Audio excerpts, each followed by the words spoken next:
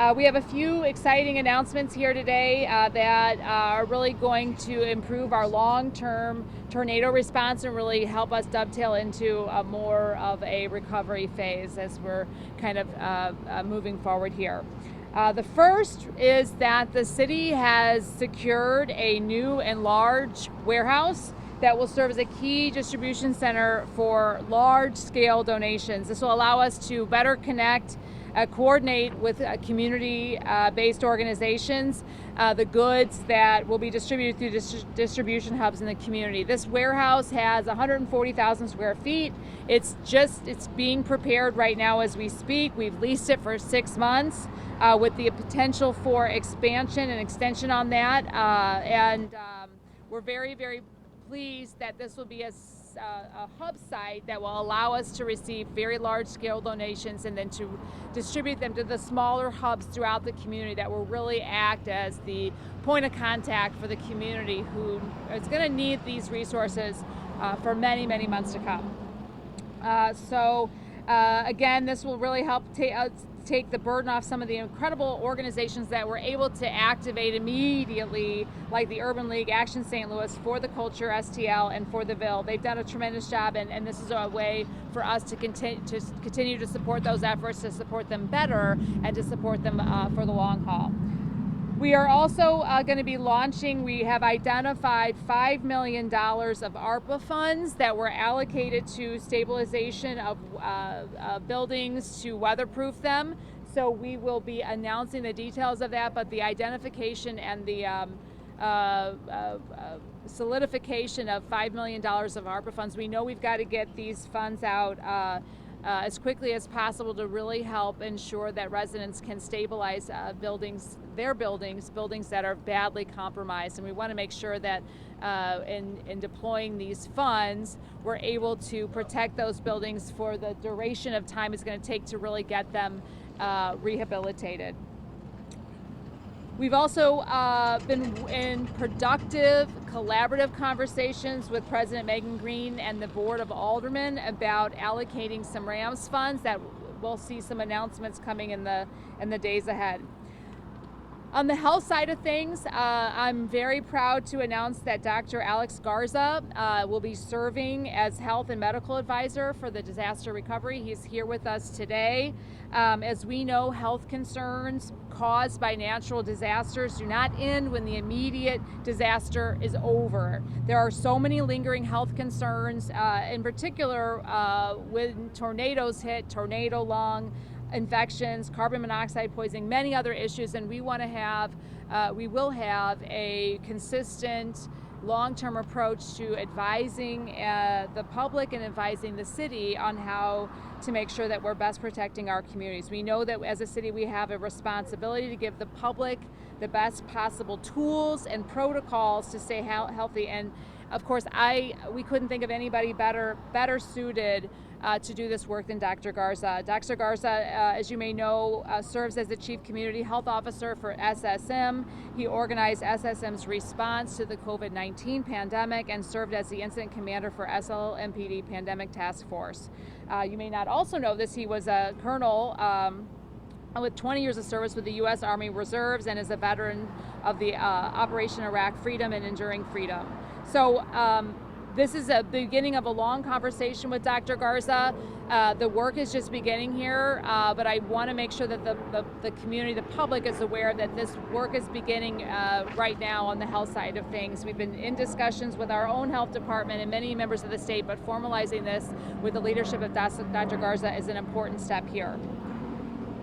The debris collection sites that we announced last week, I want to thank the National Guard for organizing those and really keeping those moving, and St. Louis Public Schools for agreeing to host those. They've been very successful. We visited them over the weekend several times, and I'm proud to report that residents are using them well, and very grateful for them. It's my understanding we've had over 200 people site visits using them as holding spots. We are the National Guard removing that debris on a daily basis to make sure we're not piling it up, but really allowing that path for folks to get the debris out of their lived communities. These sites will remain open until June 10th.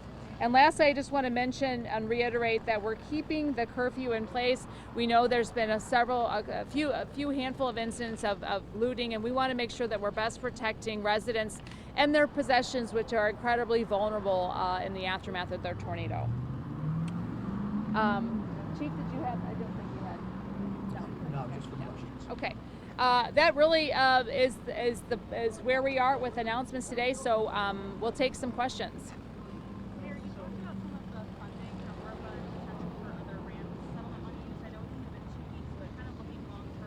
Sure. What the future of the city holds for rebuilding, for bringing in people and businesses, whatever they need to make the city thrive.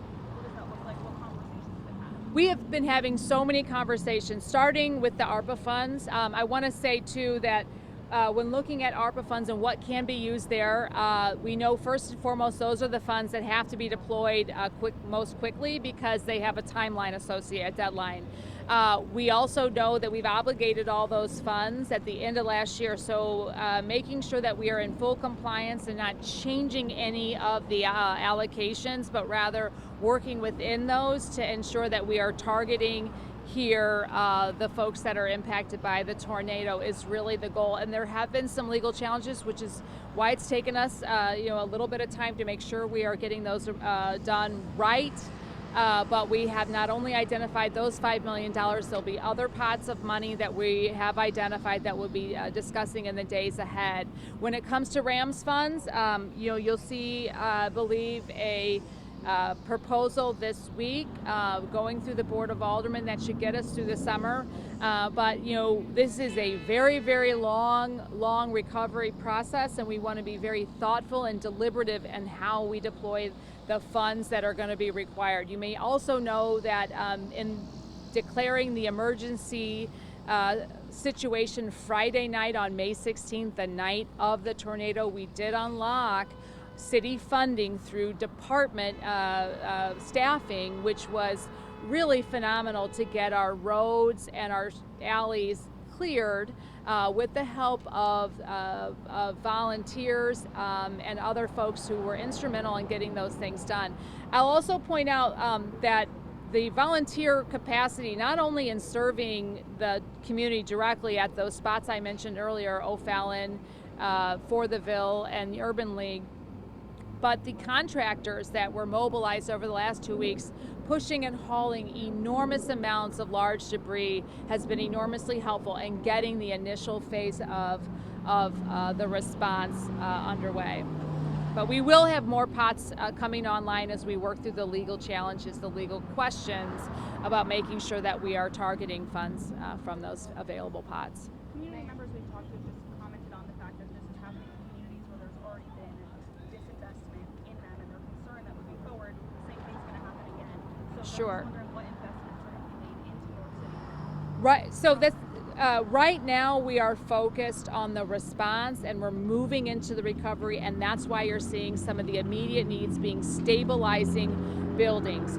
We do not want to move into the rebuilding phase without community, and we know we're still experiencing trauma, and we still have so much immediate need that we're working through. So, it's a balance here. We know that community is very frustrated. We don't have the plan fully fleshed out yet, but we certainly can't have the plan fully fleshed out yet without the community at the table. And right now, the community is doing so much triage work and making sure that we are getting through the immediacy of the disaster first. So those will be long-term conversations. This is a long road. We don't want to rush it. We don't want to overlay plans on a community that has already been so traumatized without their seats at the table. You may know that some of the different groups that are volunteering and organizing in the community to help the relief effort were also organizing politically against your campaign for rival campaigns. Some of them in the weeks after the tornado have charged your office with not having enough of a plan or skipping out on meetings they had with them. Do you have any response to some of their claims, and what do you make of their critique? You know, I'll say that regardless of political affiliation, whether it comes to me or anybody, the city is doing the very best we can to serve everyone. Some of the organizations that you just referred to have been doing absolutely incredible work on the ground serving communities. Regardless of who they supported in the past or will support in the future, we will do everything we can to support their efforts because the community needs it, and frankly, they're doing phenomenal work. And as those meetings have taken shape over the last few days, we've met with some of those folks, I believe this morning again. I think there was a hiccup last week regarding one meeting, but we are absolutely looking to partner in good faith. We believe they're coming to the table in good faith as well, and it's these kind of partnerships that really bring hope to the collaborative spirit that we need to move forward. So we're committed to working with folks regardless of where they stand on me or anybody else politically. Mayor Spencer, Mr. Gary, on behalf of the people, with the people, by the people. Mr. thank Gary, you all. everybody knows who you are. Well, I want to thank you all so much for all that you all done to help bring this city together. My question was for the young people. Summer is here, and so what is the plan for summer recreation? Because you know the kids, they're trapped on the porches. We don't know. So what is the plan? What are we going to do about the young people for the summer? The plan for young people in general, we have had rec centers and so many aspects that we were planning on expanding this year. Unfortunately, some of that has been halted. I know, we even pushed back the reopening of the outdoor pools, which was truly heartbreaking. But we wanted to make sure that our parks department and many of the departments that were so instrumental in getting the initial cleanup work were really focused on that initial work. So as we move through the summer, it's top of mind, especially in community meetings. This is a top priority for community members. So we're going to be looking for ways in which we can partner with community organizations that may have more capacity than our city does right now. We don't want to divert from the necessary work of the cleanup to make our communities livable again. Thank you. We share the budget committee, and this morning, I don't know if you saw the sheriff's testimony before the committee you used to chair the budget committee. Do you have any response to his letter threatening to cut off transportation, or his 180 backing away from that threat today? He's still asking the city for more money. What do you make of his latest developments? I did hear about the budget committee hearing this morning. Unfortunately, I wasn't able to really watch it. I got briefed very, very minimally about it. I will say that the responsibility to transport prisoners in our custody to the hospital when they are in medical need, extreme medical need, is a very important responsibility, and one that should not be taken lightly, should not be played with, and should not be at all in question.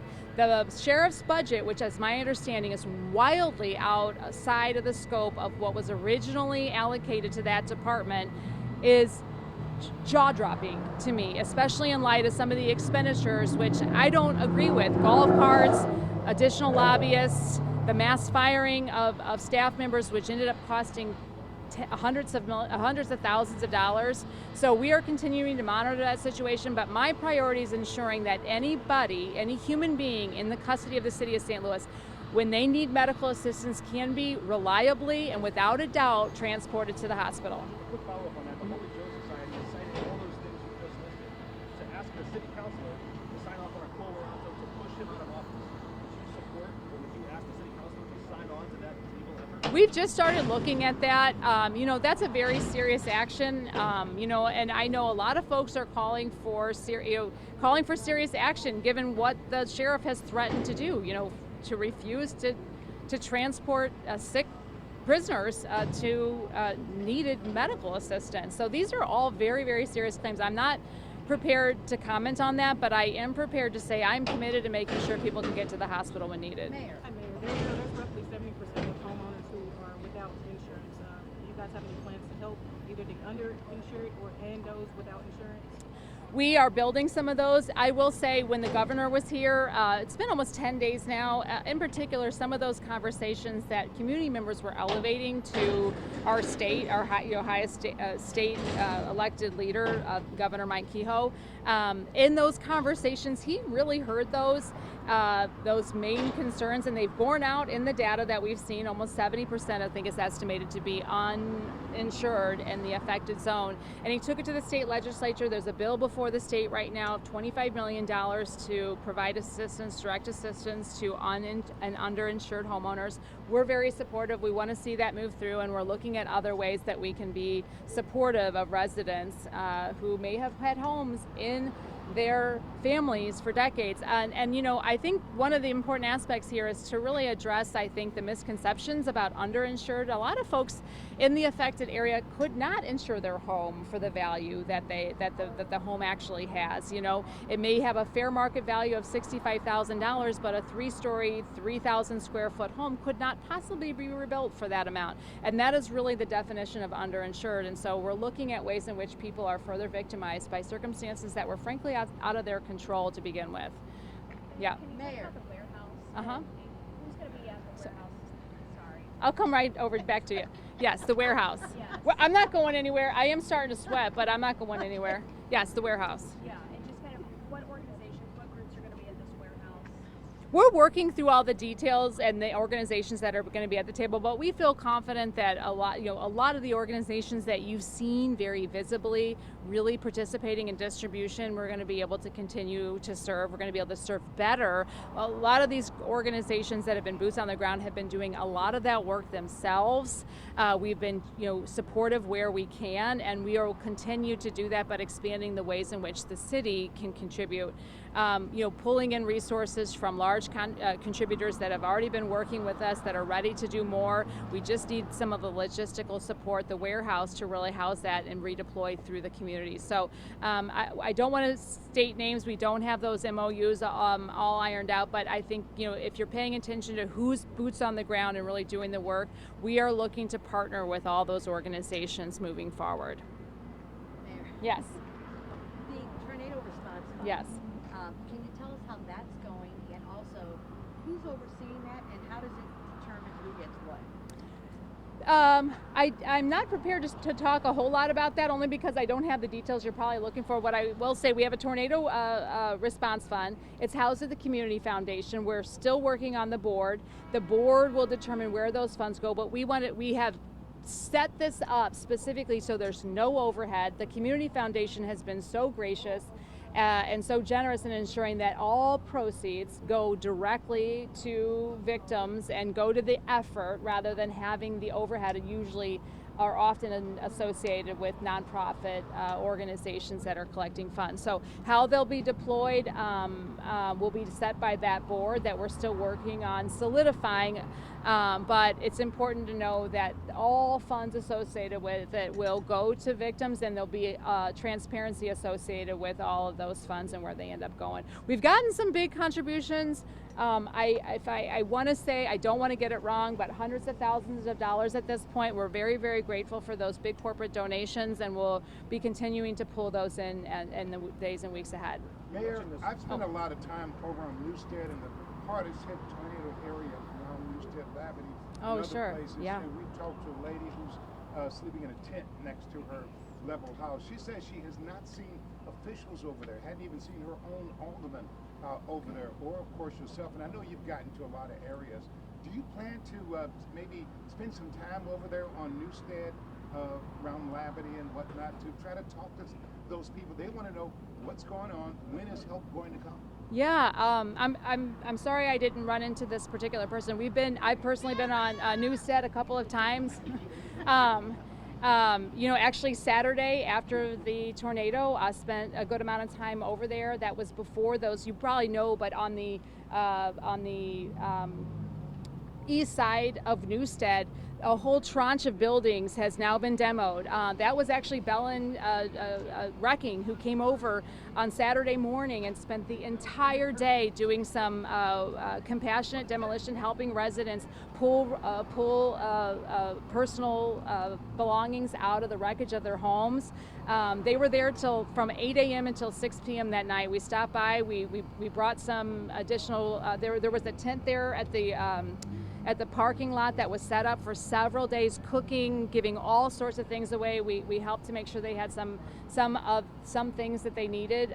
But we've been stopping by there. I mean, you're absolutely right. That whole area, that is a poor part of the city that had the tornado absolutely decimate. Those homes were completely destroyed. That one remaining structure on the corner, by the way, had just put a roof in, installed that roof the day before the tornado struck. So absolutely heartbreaking amount of devastation. Those were owner-occupied homes, many of them. This is all those folks have. And so I'm sorry I didn't meet that particular woman, but we have spent some time there, and we will continue to go by and make sure that We'll we're... try to see if you can get by and talk to the lady in the tent the Urban League has put up in a hotel. Some of the chief's police women have gone by and taken her some stuff to survive. The EMS crew, Chief Jiggerson's not here, but you're going to try to get by and maybe talk to this lady. She just wants information, Sure. just wants to talk. No, absolutely.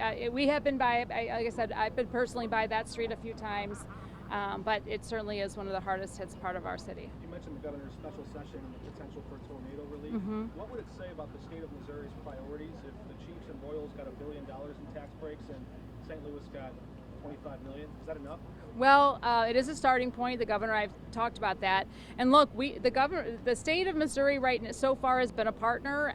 We're going to lean into that, and we are operating in good faith. I believe our governor is doing the same. Having him show up here 3 times within the first 10 days after this tornado is sort of unprecedented. Really walking around with me, with others, talking to people, hearing directly from the folks that have been impacted. That is where the uninsured proposal even came from. It was from community being impacted, talking directly to the governor of the state of Missouri, and I have a lot of hope in that, and I'm going to move forward leaning into a good relationship with the governor on the recovery of this tornado. Where's the timeline to get the impacted tenants fund up and running, and do you support the city budget committee suggestion or recommendation to transfer $1 million from reserves to this?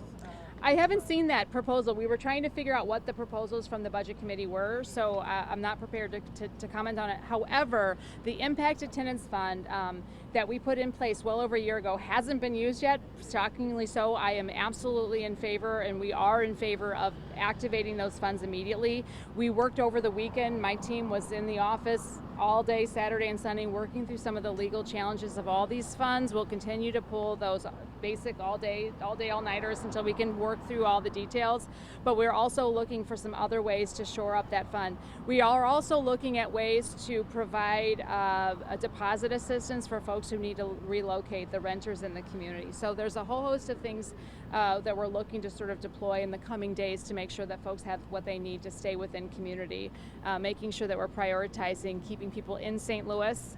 We know that that there are other options outside of St. Louis, but we don't want to further traumatize people, but we do want to make sure that we are keeping our residents, when we can, here in the city limits.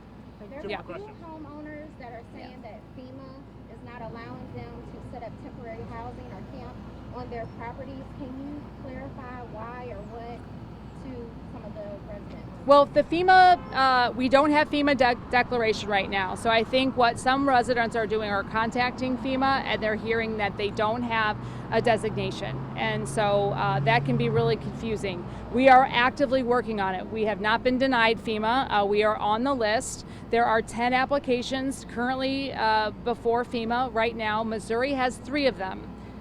We've been hit pretty hard as a state. St. Louis is one of those applications before FEMA, and I'm going to remain hopeful that we are designated a national disaster because I do see our elected officials on both sides of the aisle working with me, working with us, working with our city to get that designation. The issue with regards to tents and other temporary housing on private properties is a bit of a separate issue. We recognize that many people are sheltering within their own property in non-conventional ways, and we are working with the building division to clarify how they can do that safely and within code. We know that that's not currently within city code, so we're trying to make some exceptions while being mindful of kind of the rest of unintended consequences that could come from it. I don't know if you saw the was a recent piece in St. Louis Magazine talking about the future of rebuilding in the city, and it suggested maybe one way to do that faster is by rolling back some of the regulations that make building so onerous. Is that something that you're considering in cutting down The green buildings? Huh? Did you say green buildings, Mark? Rebuilding? Rebuilding. Yes, so we are looking, the building division in conjunction with planning, our office, and a whole host of other city departments are looking at ways to streamline the permitting process.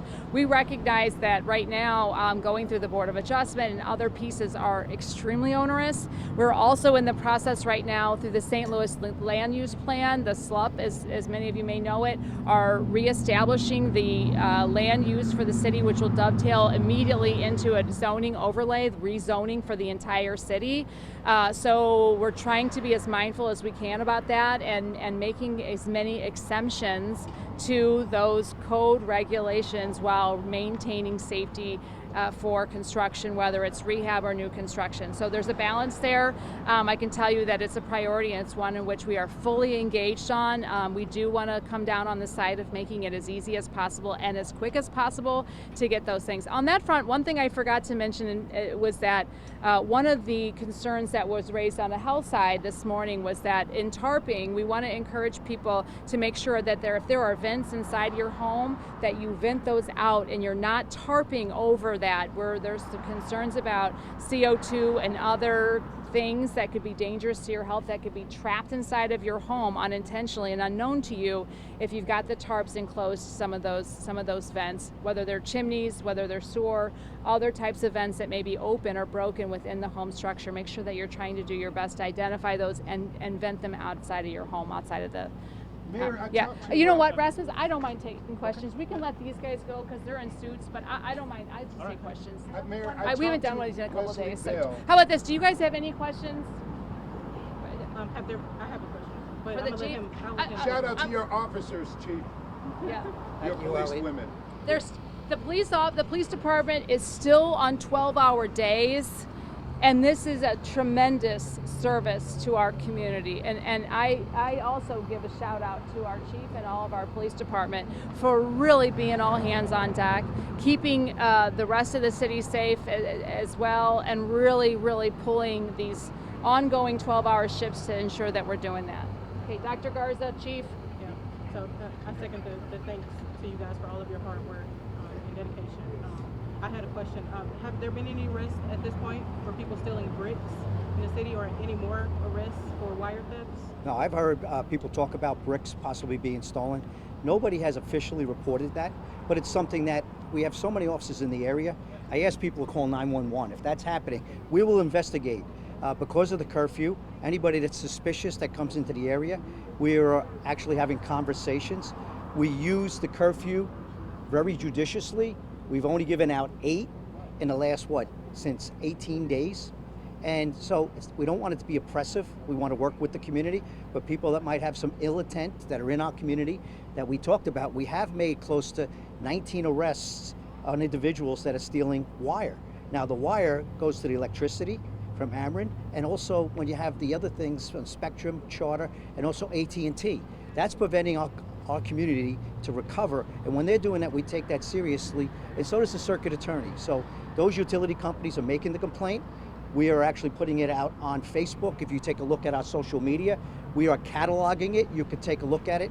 We are making those arrests, and other individuals, we've made several other arrests, but nothing more than we would the rest of the city's doing. And I want everybody to remember, although we're putting a lot of officers in this community and in the impact area, the mayor talked about it. Putting people on 12-hour tours, it's not sustainable for the whole year, but it's certainly sustainable for what we're doing when we're dealing with a natural disaster. It also puts more officers in the rest of the city as well. So nobody's losing the officers. You actually, because of the 12-hour shifts and the work that the officers are doing, including, listen, coming under the St. Louis Metropolitan Police Department, so do the park rangers. You could see their car. They're assisting. We have city marshals.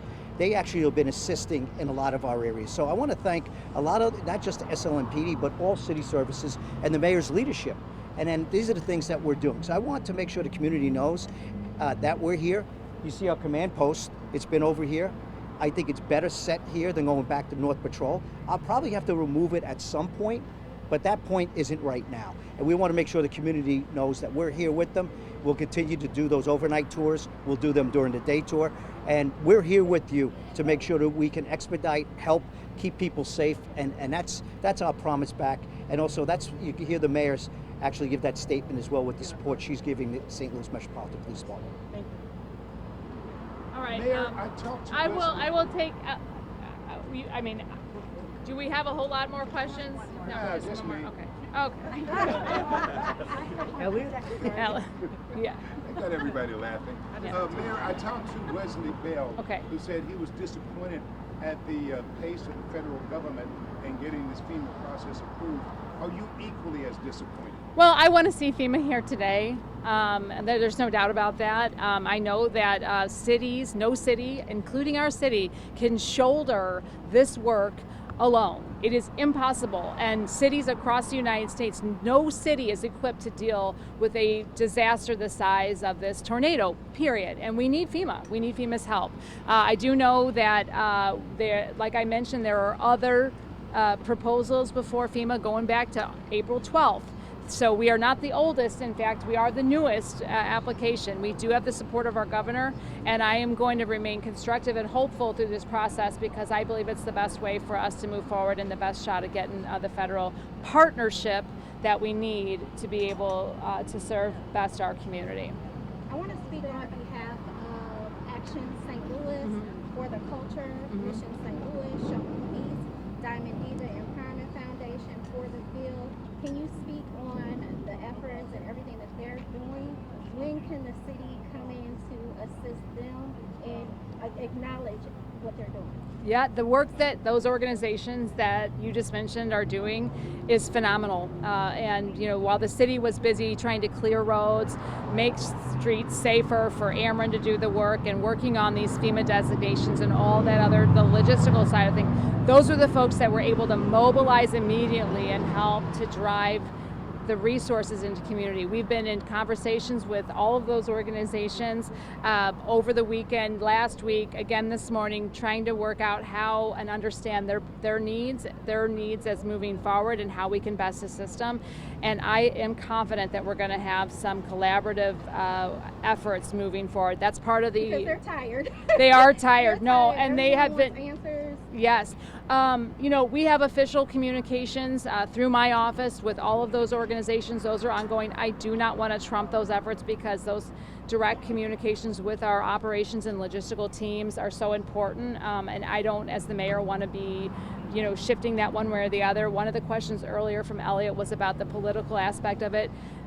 My team has been working in good faith, absolutely, to support the organizations that are doing the work, regardless of any of that, because frankly, the work they're doing is phenomenal, much needed, and it's our role to be supportive, and that's what we're going to do moving forward. At this Is there point, an update on the potential waiver for the 25% insurance payout? Yes. One question that's been top of mind for those who are insured is whether or not the city, how we can constructively move forward with the 25% escrow requirement on insurance payouts for large calamity on properties. And as I mentioned, that law in the books is very, very helpful to support community when a property has been very, very badly damaged, and ensuring that the property owner comes to the table and rectifies the property for the betterment of the community, doesn't leave a wrecked building to further victimize the community. In this case, however, we do recognize that is further hardship. So we are working through the details of that. We'll have something on these coming weeks. We understand that insurance companies haven't made those full payouts yet, and so before those happen, we do anticipate having a solution to that. And we do not intend to keep escrow money from property owners, homeowners who have been victimized by the tornado.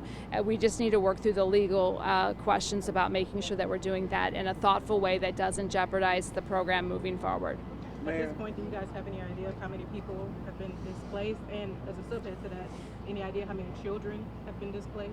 It's something we are actively working on. It's very, very difficult to get to the bottom of. We do know that the number of buildings impacted has grown. We're looking at over 10,000 properties. And despite what people think about North St. Louis, these were largely there's a lot of owner occupied. There's a lot of folks who live in these homes. While there was some vacancy, it is not the lion's share of what we're dealing with. These are people being displaced. Quantifying how many is something that's going to take us time, especially to do it very, very thoughtfully. But we are actively working on that. We have some FEMA compliant applications that we're trying to make sure that all the organizations above are working on, so we're not having to go to community multiple times. We want to be doing the data collection in a way that can dovetail directly into direct assistance when and if it's possible to do that. And so streamlining that, coordinating with all the nonprofits on the ground with those trusted relationships is critical to doing those assessments properly and to get that information in the most efficient way that can be, to deploy resources as best we can. Mayor. Yes. One thing your people hate is when they dress up for an event and they don't get to say nothing. Get up here, son. Oh, Come no, on, well, boy. Dr. Garza is just coming on board, so Okay. rather than putting him in the limelight today, All right. we want to recognize his service here. We'll be We working. just don't want him to waste that suit. He looks great. It is not wasted. Okay, anybody else? I have one more. Yes. Do you guys, does the city anticipate needing to ask for state or federal help in setting up a fund to help abate damaged homes with exposed asbestos?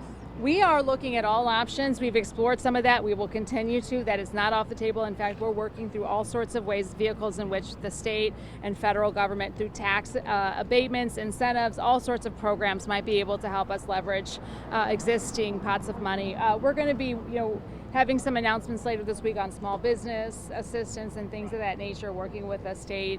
And so I'm just, this is just the beginning of some of the programs that we've been working through over the last couple of weeks and over the weekend to try to deploy, and there'll be more to come. And this is just a small question, but are you guys measuring how much debris you guys are collecting and picking There up? is so much debris. I have to say, it's a mountain what we've already collected so far. It is truly impressive. And I don't have the measurements right now, but that's required for FEMA.